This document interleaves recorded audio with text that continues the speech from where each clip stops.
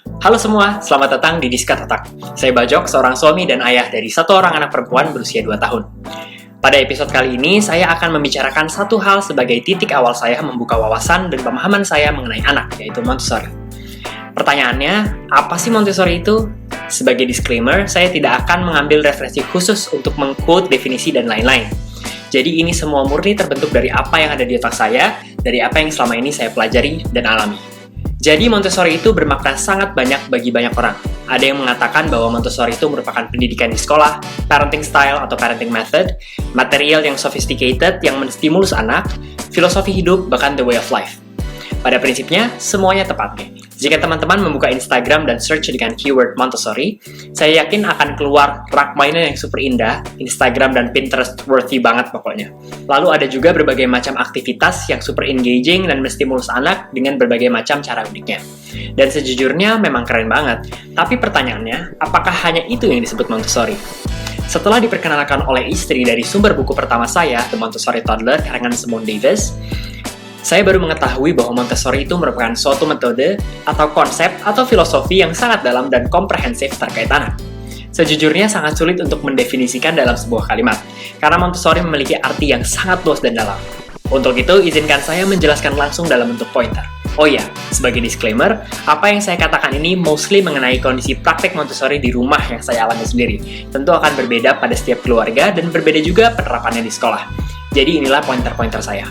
Pertama, Montessori mengakui bahwa anak memiliki inner teacher yang mengarahkan mereka untuk melakukan aktivitas tertentu yang mereka butuh untuk pelajari pada satu waktu tertentu, sebagai insting belajar. Jadi sifatnya lebih child-led sesuai dengan fase anak. Sebagaimana jargon paling nempel dengan Montessori, follow the child. Meskipun kadang hal-hal yang sedang dipelajari anak tidak tertangkap oleh orang dewasa. Contohnya saat anak mulai manjat sofa, mendorong-dorong furniture, melempar barang, lari-lari tidak keruan, dan hal-hal yang kita anggap sebagai nakal adalah sebenarnya bentuk aktivitas yang sangat positif bagi seorang anak untuk memenuhi kebutuhan bergerak dan bebas bereksplorasi. Di saat yang sama, anak sedang melatih kekuatan ototnya yang dibutuhkan untuk memanjat, melempar, berlari, dan lain-lain. Mengapa Montessori ini menjadi sangat indah bagi saya adalah karena metode ini berhasil mengubah pandangan saya terhadap anak yang biasa kita anggap nakal menjadi anak yang sedang belajar. Yang kedua adalah prepared environment. Dalam metode Montessori, lingkungan adalah kunci keberhasilan. Di sini, orang tua akan mempersiapkan lingkungan yang child-friendly dan accessible untuk anak dapat melakukan segalanya secara mandiri. Contohnya adalah dengan meletakkan barang dan aktivitas yang dibutuhkan anak di rak yang rendah, seperti yang ada di belakang saya, sehingga anak dapat mengaksesnya secara independen, atau dengan menyiapkan tangga atau learning tower atau stepping stool, agar anak dapat mencuci tangan, ikut memasak, atau mencuci piring sendiri. Contoh lain adalah menyiapkan sapu, pel, atau lap berukuran anak, sehingga dapat digunakan oleh mereka mengerjakan pekerjaan rumah sebagai bentuk kontribusi terhadap keluarga. Kalau teman-teman pernah mempertanyakan, mengapa seorang anak seringkali ikut bersih-bersih? Pada saat kita sedang menyapu, mereka ikut menyapu. Pada saat kita sedang mengelap, mereka juga ikut mengelap. Karena mereka meniru apa yang kita lakukan dan mau berkontribusi sebagai anggota keluarga. Dalam Montessori, anak diberikan kesempatan untuk membantu dan berkontribusi sebagai anggota keluarga, bukan justru dialihkan untuk melakukan kegiatan yang sebenarnya tidak ingin mereka lakukan. Selain itu, lingkungan Montessori adalah lingkungan yang biasanya akan terlihat jauh lebih rapi. Sebagaimana salah satu prinsip dalam Montessori adalah a place for everything and everything in its place. Hal ini sangat mendukung kebutuhan anak untuk mempelajari sense of order. Mungkin teman-teman sering melihat anak yang tanpa diajari tahu lokasi penyimpanan piring dan gelas, tempat sampah, dan lain-lain. Dalam Montessori, semua barang selayaknya ditempatkan di lokasi yang tepat secara teratur sehingga anak merasa lebih aman dan nyaman dalam menjalankan aktivitas hariannya dan untuk memenuhi kebutuhannya. Lalu ketiga, aktivitas dalam Montessori. Aktivitas yang saya sebut di sini adalah aktivitas yang biasa disebut sebagai mainan, sebagaimana yang telah di-provide sangat banyak di Instagram. Rak aktivitas Montessori merupakan rak yang rendah dan accessible bagi anak dengan jumlah aktivitas mainan yang terbatas. Di sini konsep freedom within limit berlaku, di mana anak bebas memilih aktivitas apapun, namun terbatas hanya yang disediakan dalam rak saja. Hal ini dapat menstimulus percaya diri anak dalam merasakan kebebasan dalam memilih opsi yang ada di depan mereka. Bisa terbayang perbandingannya dengan satu box besar yang diisi seluruh mainan anak. Tentu tidak akan seteratur shelf yang didisplay secara Montessori. Di sini tugas orang tua adalah menyiapkan aktivitas yang menjadi stimulus yang relevan bagi kebutuhan anak, sesuai dengan observasi objektif pada setiap masanya. Aktivitas Montessori biasanya terbuat dari kayu yang terlihat indah dan mengundang untuk anak bermain. Dan karena anak sudah memiliki inner teacher, mereka akan memilih aktivitas yang mereka ingin kuasai atau pelajari pada saat itu. Selain itu, mainan yang ditampilkan juga bersifat membangun skill anak dalam berbagai macam hal, melatih sensorial, independensi, keterampilan hidup, matematika, bahasa, seni, budaya, dan lainnya. Jadi, mainan yang didisplay merupakan mainan yang telah memiliki intensi untuk membangun kemampuan yang dibutuhkan anak berdasarkan observasi dari orang dewasa. Cara belajarnya pun menggunakan metode hands-on learning, sehingga anak diberikan kesempatan untuk memegang sendiri aktivitas yang sedang dipelajari dan berlatih untuk mempertajam kemampuannya instead of menyerap informasi hanya dengan duduk, diam, mendengarkan, atau membaca.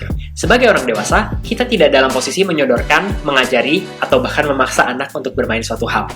Namun memberikan kesempatan mereka untuk dapat memilih sesuai dengan insting belajar pada saat itu. Orang dewasa juga tidak dihimbau untuk menginterupsi anak dengan pertanyaan, kritik, koreksi, bahkan pujian yang kiranya dapat mengganggu fokus anak yang sedang beraktivitas. Seperti layaknya orang dewasa yang sedang bekerja, dalam Montessori, pekerjaan seorang anak adalah bermain itu sendiri. Interupsi dan gangguan secara sengaja dan tanpa sadar dari kita sebagai orang dewasa akan lebih baik untuk dihindari. Keempat, freedom and independence sangat didukung penerapannya dalam Montessori di rumah. Bukan berarti semua anak dapat melakukan semua hal tanpa aturan. Namun, lingkungan yang diciptakan di rumah adalah lingkungan yang telah memberikan batasan itu sendiri tanpa orang tua harus banyak berkata tidak. Konsepnya adalah orang tua membuat yes space bagi anak, sehingga anak dapat melakukan aktivitas secara bebas di dalam rumah, namun sesuai dengan koridor yang telah ditetapkan oleh orang tuanya. Sehingga hal ini dapat memberikan kesempatan sebanyak mungkin bagi anak untuk memilih. Sesimpel mau pakai baju apa, merah atau biru, namun sama-sama appropriate. Atau mau makan snack apa sore ini, tapi yang di-provide hanya snack-snack yang sehat saja. Anak menjadi bisa berlatih untuk tanggung jawab dalam pilihan yang dibuat, serta peduli terhadap orang dan lingkungan sekitarnya. Kelima, dan ini adalah bagian favorit saya, adalah karena approach Montessori sangat respectful terhadap anak. Dalam metode ini, anak tidak dianggap sebagai insan muda yang belum berpengalaman dan tidak tahu apa-apa. Anak dianggap sebagai manusia seutuhnya yang akan dihargai sepenuhnya pula, termasuk cara untuk berbicara, selayaknya kita berbicara pada orang dewasa dengan menghindari baby talk. Empati adalah kunci utama dalam penerapan respectful parenting yang diajarkan dalam Montessori, di mana semua perasaan dapat diterima, namun tidak semua behavior dapat diterima. Terlebih lagi, dengan adanya positive discipline sebagai tools agar kerjasama dengan anak dapat terjalin dengan lebih harmonis. Bagaimana orang tua bisa menerapkan pendekatan yang firm dengan limit yang jelas, tetapi dengan cara yang baik dan lembut. Bagaimana cara agar seorang anak menentukan pilihan instead of diperintah, apalagi didikte. Melakukan kerjasama dengan anak tanpa harus menghukum, mengancam, memuji, ataupun menyogok. Sehingga dapat lebih fokus mendukung intrinsic motivation bagi anak, ketimbang extrinsic motivation dari orang tuanya. Lalu kelima, Montessori bukan hanya untuk anak, melainkan untuk seluruh keluarga. Metode ini pada dasarnya juga membantu orang tua dalam membersamai anaknya, berinteraksi, melihatnya berkembang, observasi kebutuhan, menyiapkan lingkungan, dan lain-lain. Jika kebutuhan anak terpenuhi, orang tua akan jauh lebih tenang dan bahagia karena frekuensi anak marah, nangis, hingga tantrum akan berkurang. Jika orang tua memiliki value tertentu, hal ini juga bisa diintegrasikan dalam penerapan metode Montessori di rumah. Sehingga metode ini juga bersifat sangat fleksibel sesuai kebutuhan dan value yang dianut masing-masing keluarga. Hal-hal yang telah saya sampaikan merupakan beberapa hal yang menjadi alasan mengapa Montessori bagi saya merupakan pilihan yang logis untuk diterapkan. Metode ini tidak berusaha untuk mengubah anak menjadi orang yang bukan dirinya, melainkan bertujuan untuk mengoptimalisasi kebutuhan dan bakat yang secara inherent telah ada dalam diri anak sejak dilahirkan. Kalau disuruh menyimpulkan dalam satu kalimat, sepertinya bagi saya masih cukup menantang.